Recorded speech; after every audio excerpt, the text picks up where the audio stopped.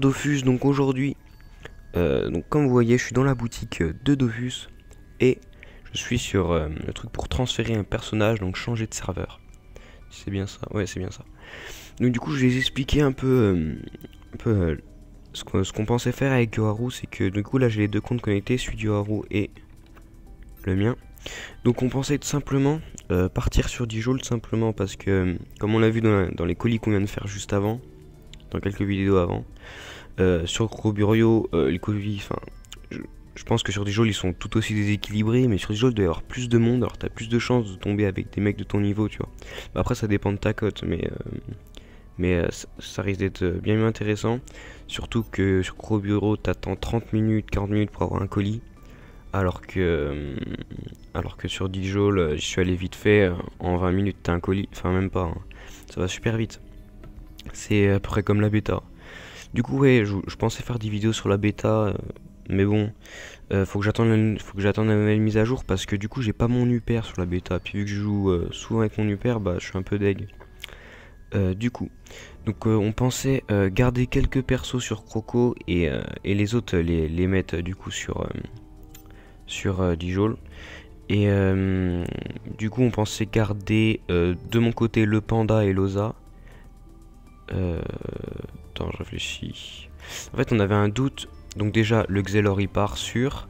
Après, le SRAM on sait pas. Et l'Uper il part. Donc il y a déjà le Xelor et l'Uper qui partent.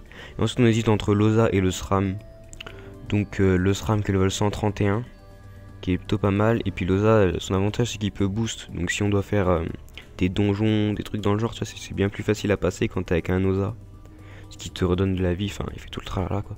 Du coup, je pense qu'on prendra l'Osa, mais on n'est pas encore sûr. Donc l'idée serait qu'on laisse le SRAM et le panda.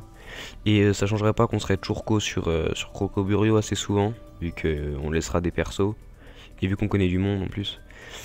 Du coup, sur le compte de Yoharu, le truc ce serait de mettre le Yop. Enfin la Yopette déjà, sûr. Le SRAM en fait celui-là, on va soit le changer en Sacri, soit le supprimer et faire un Sacri. Donc si on le supprime et qu'on fait un Sacri, bah, on pourrait direct le monter sur Dijol. Donc je pense que lui, déjà il bougera pas de serveur. Salida bougera pas. Et je crois que c'est Yop, Héliotrope et Xelor. Donc le Xelor là, il a pas sa panneau.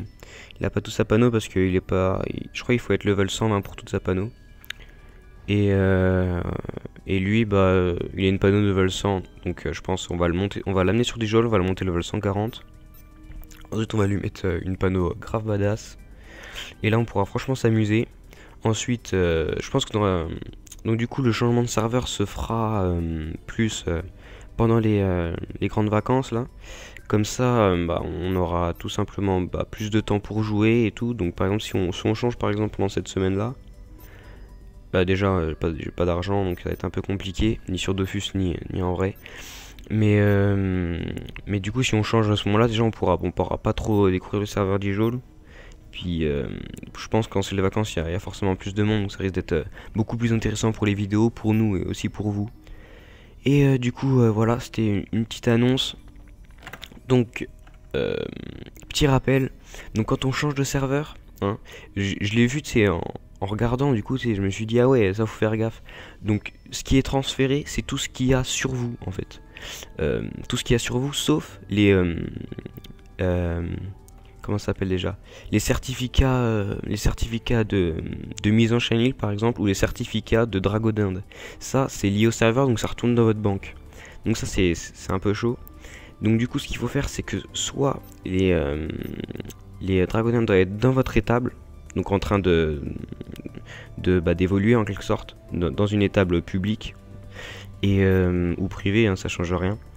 Et votre banque aussi, votre banque est liée au serveur. Donc c'est à dire que tout ce que vous avez dans votre banque, avant de partir, en général vous le vendez à bas prix. Enfin, tu vois, tu brades un peu, comme ça tout part direct. Et puis donc, du coup tu arrives sur le prochain serveur avec un plus d'argent, déjà pas mal.